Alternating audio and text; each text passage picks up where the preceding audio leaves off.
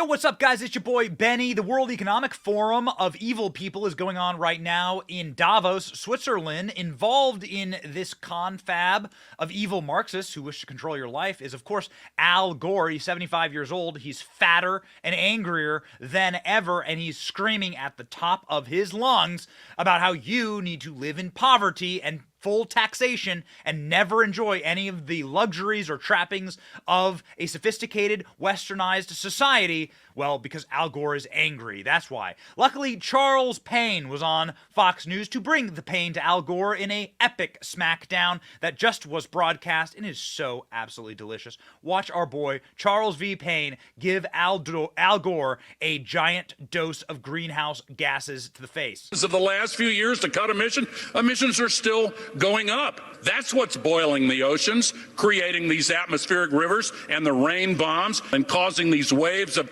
climate refugees. Look at the xenophobia and political authoritarian trends that have come from just a few million refugees. What about a billion? We would lose our capacity for self-governance on this world. We have to act. Whoa. Yeah. Whoa. I don't even know where to begin with that crazy-ass rant. Here's the thing. Let's just talk about CO2 emissions and where they come from. If you look at a chart, China's here, India's here, and America's here. Right. It's just right. the dumbest thing we're talking about is making people suffer because of this. By the way, this whole thing in Davos, you know, they fly in there with their private jets. Do you know 80% of the people on this planet never been in an airplane? And yet what he is saying is that we make some sort of global sacrifice. So those who are the wealthiest of the wealthy right at this moment stay there, and everyone else in the world, you never got a shot. Wherever you are right now in life, that is your place forever. Forever. I mean, so this is what he's talking about is nonsensical, and it's scary, it's hypocritical, it's frustrating. And they want to strip mine the planet. Because don't forget. They want kids, 7-year-old kids, wading through filthy water, looking for copper and cobalt and all this other stuff.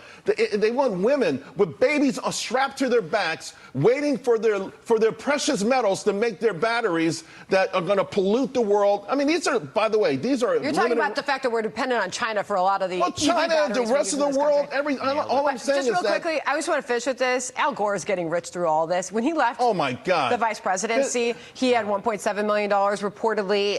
Currently, his net worth $300 million. This hypocrite's got he's got the climate footprint of a small nation. Have you ever seen his house, one of his homes? I mean, there are countries that don't emit more CO2 than this guy. He has got a lot of nerve. They all got a lot of nerve. This Davos crowd is out of this world. By the way, Microsoft firing 10,000 people this week. Right before it, they gave a concert with Sting over there. How much did he cost? Okay, so let's jump right into it. Yes, actually, Al Gore has made $300 million plus from climate alarmism. Former VP made a fortune after losing to George W. Bush when he set up a green investment firm worth $36 billion, pays him $2 million a month. He warns about rain bombs and boiling oceans. Al Gore has made hundreds of millions through his climate awareness. Former VP at forefront of green energy technology investment, Gore's company, Generation Investment Management, pays him $2 million a month. The company has billions in investments worldwide.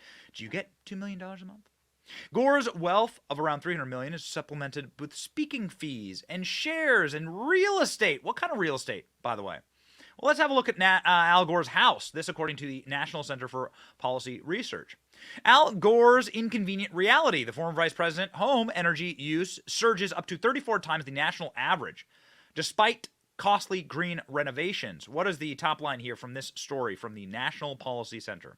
Last year, Gore's energy use averaged 19,000 kilowatt hours every month, compared to the national average of 900. Gore guzzles more electricity in 1 year than the average American family uses in 21 years. September 2016, Gore's house consumed 30,000 kilowatt hours in just 1 month. That's as much energy as an American family burns in 34 months. During the last 12 months, Gore devoured 66,000 kilowatts of electricity. From August 2016 to July 2017, Gore spent $22,000 on electric bills. Gore paid an estimate of $60,000 to install 33 solar panels. Wow. He's totally saving the planet there. Look at that. There's the data right there. Can't argue with the data. Al Gore's house, he has a massive house in Tennessee. He has a massive house in Tennessee. And Al Gore ain't doing anything to save the planet here, ladies and gentlemen. Let's see here. This according to Our World Data. What is the number one country that emits CO2? Well, Asia. There's China right there. Here's USA in the European Union in the teeny little boxes over here. Here's the rest of, Africa, I guess, South America right here in these teeny Oceania.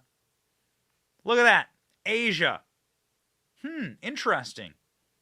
Asia is by far the largest emitter, accounting for 53% of global emissions. It's home to 60% of the world's population. It's also home, of course, to a developing population in China and in India. By a significant margin, Asia is the world's largest emitter. It emits 10 billion tons per year. Look at this chart. That's an interesting little chart. So it looks like North America, right here, teeny little slivers compared to China, right there, and all of the rest of Asia and India. But you never hear them talking about the Chinese, do you? You never hear it. Never hear them chatting about the Chinese. No, no, no. All they do is demand more creation of batteries. Well, where do those batteries come from? Interesting little thing tweeted here by Kevin Dalton. I don't know who Kevin Dalton is. Got 20,000 followers, but he tweeted a really great tweet here. Government, hoax, movement, green, movement, reality. Green movement, hoax, green movement, reality. Sorry, correction there. Green movement, hoax, green movement, reality. Little children in mind. This is the hoax of Greta Thunberg being arrested this week. We've covered this ad nauseum. Greta Thunberg posing for the cameras, laughing, smiling. You see the microphones behind her. And here are the children having to slave away inside of the cobalt and lithium mines so that you can feel good when you drive your battery-powered car around. Top 10 cobalt producers by country. Democratic Republic of Congo, number 1. That's where that footage is from, ladies and gentlemen. And interestingly enough, you have some articles here from the corporate press, the dark side of Congo's cobalt rush. The corporate press, who advocates, of course, for no fossil fuels ever again, is having to admit here in the New Yorker and then here in the New York Times, I'm not going to pay for a subscription to the New York Times, just FYI, about the dark side of lithium mining. Lithium also required for our fossil fuel-free future.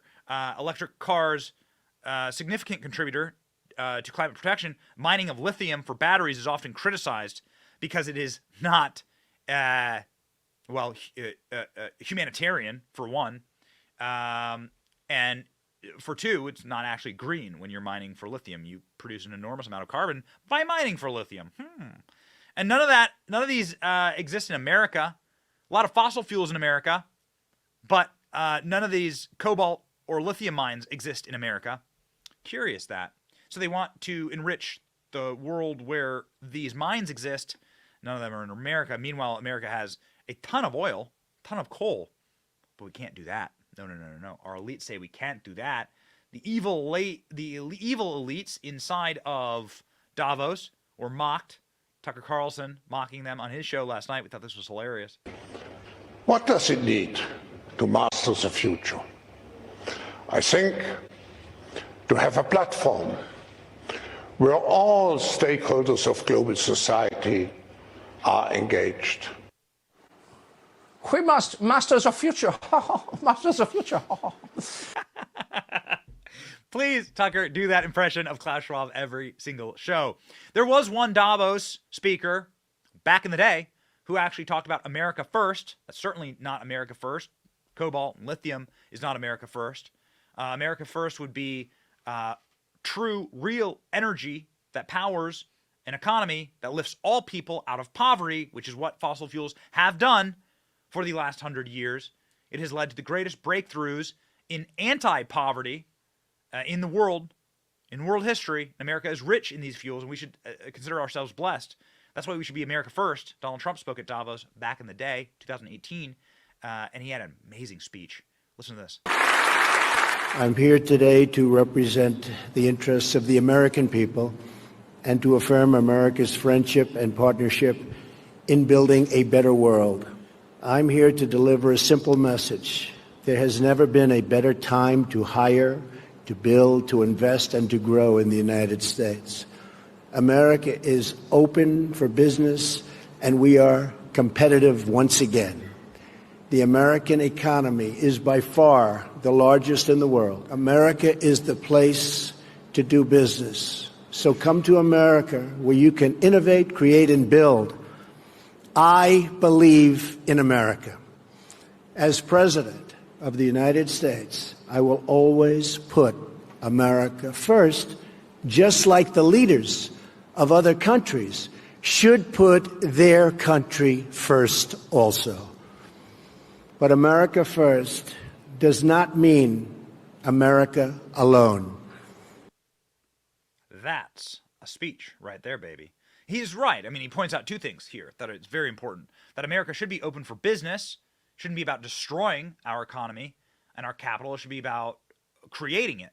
Because in the creation of more wealth and more economic mobility, you actually lift people out of poverty, you lift people out of starvation, you don't force those little kids into these slave mines in Africa. The two, most importantly, all the other leaders of the world should be looking out for their own people first, not a group of elitist, globalist cabal who are seeking to enslave all of us, actually, because that's what it's really about.